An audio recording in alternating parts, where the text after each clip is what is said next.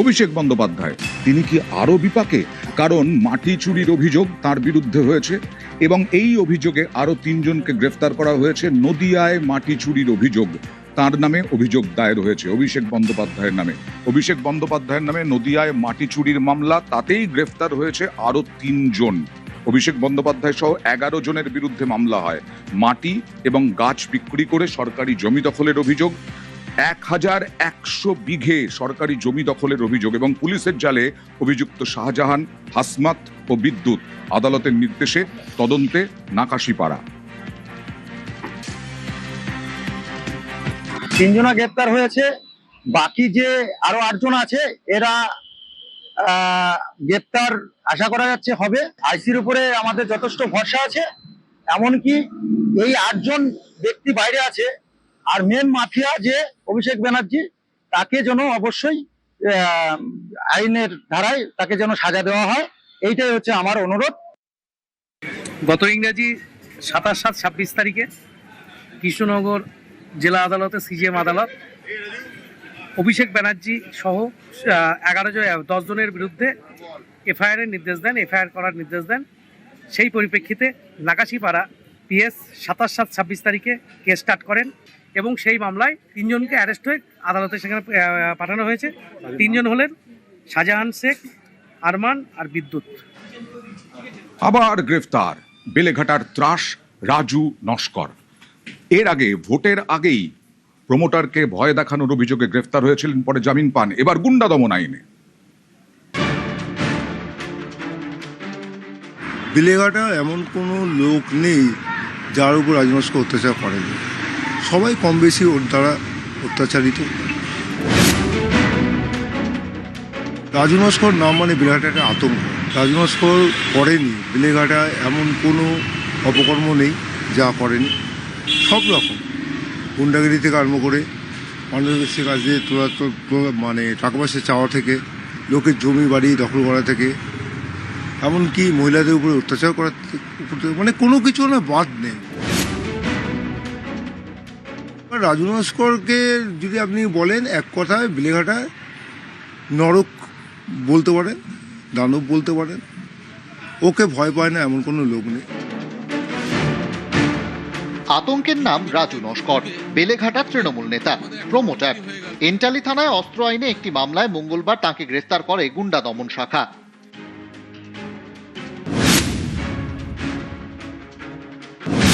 লালবাজার সূত্রে দাবি, রাজু নস্করের বিরুদ্ধে 30টির বেশি মামলা রয়েছে, যার বেশিরভাগই সিন্ডিকেট নিয়ে ঝামেলা, তোলাবাজি এবং হুমকি সংক্রান্ত। এর মধ্যেই সম্প্রতি সময়ে রাজুর বিরুদ্ধে 6টি মামলা হয়েছে। এক প্রমোটারকে মারধরের অভিযোগে ভোটের আগে রাজুকে গ্রেফতার করে পুলিশ, তবে ভোটের আগেই জামিনে ছাড়া পেয়ে যান। বেলেঘাটায় কান পাতলেই শোনা যায় রাজু নস্করের দাপটের কথা। তিনি নাকি এলাকার শেষ কথা, যার ভয়ে কেউ নাকি মুখ খুলতে সাহস পান না। কখনো জমি দখল, কখনো তোলাবাজি, গুন্ডাগিরি, খুনের চেষ্টা, মিথ্যে মামলায় ফাঁসানো।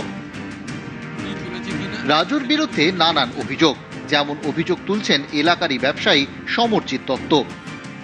2025 সালে আপনার মার্চ মাসে 28 তারিখে আমার বাড়ির সামনে যদি আমাকে তুলে নিয়ে যায়, 3 ঘন্টা আমাকে মারধর করে বিকালবেলা আমার কোমরে পিস্তল গুঁজে আমাকে পুলিশের হাতে হ্যান্ডওভার করে দেয়, আমি বলে আমসি নিয়ে গেছি। আমি সেই কেসে 22 দিন জেল খেটে এসেছি, বিজেপি করি আমি। আর ও করতে তখন তৃণমূল, সেহেতু আমার উপর রাগ ছিল।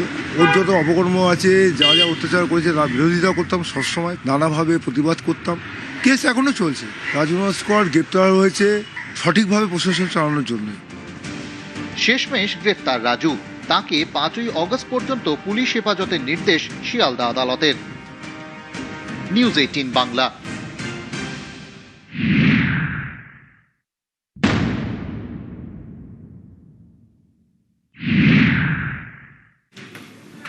গত কয়েকদিন ধরেই আমরা দেখাচ্ছিলাম যে এই রাজ্যে রক্তদান শিবির বিভিন্ন জায়গায়, যেগুলো বেসরকারি রক্তদান শিবির, সেই রক্ত নিয়ে রক্তদাতাকে বিভিন্ন উপহার দিয়ে, টাকা দিয়ে রক্ত নিয়ে তারপরে সেগুলো বিক্রি হয়। রক্তের চোরা কারবার, রক্তের একেবারে রক্ত চোষা কারবার হয়। বিভিন্ন রাজ্যে এই রক্ত বিক্রি করা হয়। এই বিক্রির কারবার চলছে বহু বছর ধরে, রাজ্যের সীমায় আটকে নেই। রক্তর রফতানি চলছে দেদার। আমি আপনি রক্তদান শিবিরে গিয়ে রক্ত দিচ্ছি সমাজের কথা ভেবে। এত বলা হচ্ছে, মাইকেও বলা হচ্ছিল পাড়ায় পাড়ায়, আসুন রক্ত দিন সমাজের কথা ভেবে। আর সেই রক্তই বিক্রি করছে ভিন রাজ্যে। সব নিয়ম নীতি শিখে তুলে কোটি কোটি টাকার ব্যবসা। বিক্রির কোনো তথ্য স্বাস্থ্য ভবনে জমাও হয়নি, কাউকে জানানো হয়নি, মেডিকেল কাউন্সিলকেও না।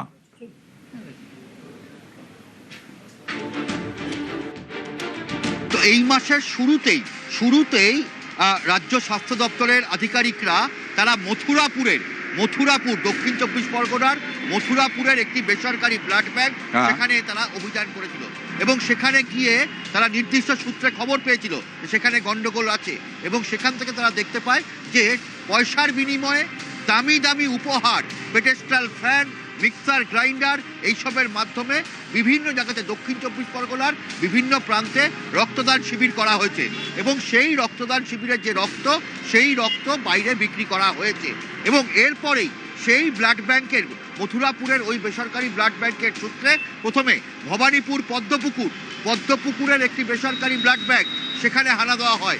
সেখানেও দেখা যায় যে রক্তদান শিবির থেকে যে রক্ত সংগ্রহ করা হয়েছে আর পেশেন্টদের, রোগীর পরিবারকে যে রক্ত দেওয়া হয়েছে তার মধ্যে বিস্তর গরমিল। কয়েক হাজার লিটার লোহিত রক্তকণিকা আরবিসি, সেগুলো বিহার, ইউপি, ঝাড়খণ্ডে বিক্রি করা হয়েছে কোটি কোটি টাকায়। এবং শুধু তাই নয়, 5টি বহুজাতিক সংস্থা, মাল্টিন্যাশনাল কোম্পানিকে প্লাজমা বিক্রি করা হয়েছে। এবং শুধু ভবানীপুর পদ্মপুকুরের এই বেসরকারি ব্লাড ব্যাংক নয়, তার সঙ্গে যোধপুর পার্কের একটি বেসরকারি ব্লাড ব্যাংক রয়েছে, আমাদের সিআইটি রোড লিন্টন স্ট্রিটের একটা অত্যন্ত নামজাদা বেসরকারি ব্লাড ব্যাংক। এবং এরপরেই গতকাল গভীর রাত থেকে আজ স্বাস্থ্য দপ্তর রাজ্য জুড়ে অভিযান চালায় মূলত দক্ষিণবঙ্গের বিভিন্ন বেসরকারি ব্লাড ব্যাংক, যেখানে বর্ধমানের অন্ডাল থেকে শুরু করে রানীগঞ্জ রয়েছে, কালনা রয়েছে, কাটোয়া রয়েছে, হাওড়া রয়েছে, আর আমাদের বেলেঘাটার সেল ট্যাক্সের বিপরীতে যে একটি বেসরকারি ব্লাড ব্যাংক, সেখানে অভিযান চালানো হয়। প্রয়োজনের থেকে বেশি রক্ত, প্লাজমা পর্যন্ত বিক্রি হয়েছে। রক্ত বিক্রি হয়েছে, প্লাজমা বিক্রি হয়েছে। আমাদের প্রতিনিধি অভিজিৎ চন্দ্র জানালেন যে এই সমস্ত বিক্রি হয়েছে এবং কোনো গাইডলাইন ছিল না। এই যে বিক্রি হচ্ছে তার নিয়ম নীতি নিয়েই প্রশ্ন তুলেছেন ব্লাড ব্যাংকের মালিকরা। এটা কি বলবো বলুন, এটা তো টেকনিক্যালি অনেক কিছু ওরাও বলতে পারে, আমরাও বলতে পারি। হ্যাঁ, এটা তো একটা অনুমতি নেওয়ার ব্যাপার ছিল যে হ্যাঁ, অনুমতির তো অনেকগুলো চিঠি দিয়েছি, তো সেই চিঠির কপিগুলো আমরা ওদের পাঠিয়ে দিয়েছি। পালা বদলের আগে যে সরকার ছিল সেই সরকার নাকি উত্তরই দেয়নি, আর তার জন্য নাকি বিক্রি হয়ে গেছে রক্ত। এত রক্ত বিক্রি হয়ে গেছে সরকারের কাছ থেকে সাড়া পাওয়া যায়নি বলে। এবার অভিযোগ পেয়ে স্বাস্থ্য দপ্তর পালা বদলের পরে একেবারে অভিযানে নেমে পড়েছে। শারদ দত্ত মুখোপাধ্যায় স্বাস্থ্যমন্ত্রী কি বললেন দেখুন। প্রত্যেকটা লোকালয়ে পুজো হচ্ছে, নেবারহুডে পুজো হচ্ছে। আমি বলে দিয়েছি দুর্গা পুজোর দ্বিতীয়া, তৃতীয়া, চতুর্থী পুজো ডিস্টার্ব করছি না। একাদশী, দ্বাদশী এই দিনগুলো আমি বারবার স্বাস্থ্য দপ্তরকে বলছি, আপনারা সামাজিক নাচ গান নাটক করছেন, একটা রক্তদান শিবির করুন যাতে সেই সময় রক্তটা পায়। ও সময় প্রবণতা কিসের? ডেঙ্গির। প্রচুর ক্ষেত্রে অনুচক্রিকা লাগছে, দিতে পারছি না। ক্লাবগুলো সেই সময় কিছু করছে না পুজো ছাড়া। রক্তের যে ব্যাংকগুলো সেগুলো সেখানে শুকনো যাচ্ছে। তো সেই জন্য ভরিয়ে রাখার আমার একটা আবেদন সমাজের কাছে, ক্লাবেদের কাছে। রক্তের এই কারবারে রমরমা হচ্ছে কেন? কেন রক্তের এত চাহিদা? এখানেই উঠে আসছে আরো একটা চমকে দেওয়া তথ্য। রক্ত বিক্রি করা হচ্ছে তার মধ্যে থাকা প্লাজমার চাহিদায়। একাধিক আধুনিক চিকিৎসায় এই প্লাজমার গুরুত্ব বাড়ছে। প্লাজমা পাওয়া যায় রক্তের মধ্যেই, তাই প্লাজমা চাহিদার সঙ্গে পাল্লা দিয়ে বাড়ছে রক্তের চাহিদা। তথ্য বলছে 6 মাসে বাংলা থেকে 1,32,00,000 টাকার প্লাজমা বিক্রি হয়েছে। 6 মাসে একাধিক বহুজাতিক সংস্থাকে চড়া দামে প্লাজমা বিক্রি করা হয়েছে, যার কোনো তথ্যই দেওয়া হয়নি স্বাস্থ্য ভবনকে, মেডিকেল কাউন্সিলকে, কাউকে।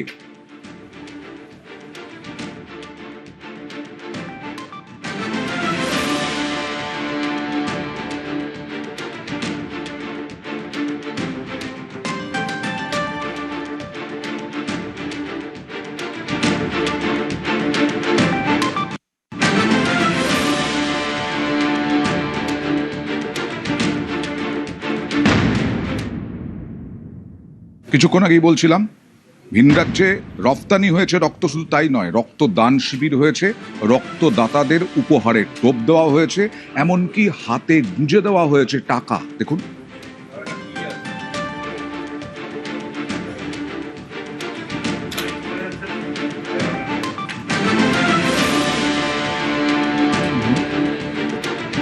গত কয়েক বছর ধরে, বিশেষ করে লকডাউনের পরে, এই বিভিন্ন সংগঠকদের তারা প্রলোভন দেখিয়ে বিপুল পরিমাণ রক্ত তারা সংগ্রহ করছে। যারা মিডিলম্যান হিসেবে 50 টাকা থেকে 100 টাকা করে পাচ্ছে প্রাইভেট ব্লাড ব্যাংক থেকে, আমাদের কাছে প্রলোভন এসছে। প্রলোভন হচ্ছে পার ডোনার 100 টাকা করে দেবো, পার ডোনার 70 টাকা করে দেবো, তার বিনিময়ে আমরা রক্তদান শিবিরগুলো জোগাড় করে তাদের হাতে দেবো। এবং সরকারি ব্লাড ব্যাংকে রক্তদান করলে যেটা 100 টাকা এই মুহূর্তে বেড়ে 100 টাকা হয়েছে, সেখানেতে প্রাইভেট ব্লাড ব্যাংক 300 টাকা, 400 টাকা, গ্রাম বাংলাতে 700 টাকা পর্যন্ত দিচ্ছে। তা আমাদের তখনই সন্দেহ হতো যে এই টাকাটা আসছে কোত্থেকে। তারা এক্সেস ব্লাড কালেকশন করছে, যে ব্লাডটা তারা বিক্রি করতে পারবে না, যে ব্লাডটা তাদের কাছ থেকে নেওয়ার লোক নেই, তাহলে তারা এই এক্সেস ব্লাডটা অন্য স্টেটে বিভিন্ন ব্লাড ব্যাংকের মধ্যে গোপনে লেনদেন করেছে, প্রাইভেট টু প্রাইভেট। কত টাকায় বিক্রি?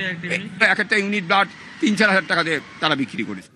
এই যে দীপঙ্কর বাবুর বক্তব্য দেখালাম, ইনি হচ্ছেন 7-এর দশক থেকে রক্তদান শিবিরের আয়োজন করছেন।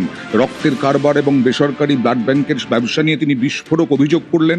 দীপঙ্কর মিত্রের অভিযোগ, স্বাস্থ্য ভবনের এক শ্রেণী কর্মীও যুক্ত। আর স্বাস্থ্যমন্ত্রীর কাছে নিজের অভিজ্ঞতা সবটাই জানিয়েছেন দীপঙ্কর বাবু। স্বাস্থ্যমন্ত্রীর হুঁশিয়ারি, যারা এই বেআইনি ব্যবসায় যুক্ত তারা সাবধান হয়ে যান। ব্লাড কখনো দেওয়ার পরে কোনো পয়সা দেওয়া যায় না, গিফট দিতে হয়, স্বেচ্ছায় রক্তদান। আমি বারবার বলি সরকারি রক্ত শিবিরে রক্ত দিন, কোনো অসুবিধা নেই। বেসরকারিতে দিলেন কোনো পয়সার বিনিময়ে রক্তদান করবেন না, গিফটের বিনিময়ে করবেন না। ঔপচারিক খাবারের প্যাকেট দেওয়া সেটুকু নেবেন। যারা এইগুলো করেছে তাদের ব্লাড ব্যাংক বন্ধ হয়ে যাবে। এটা তো কড়া বার্তা, নিয়ম, ওটা বার্তা দিতে হবে, যারা আর বাকিরা যেন এটা না করে।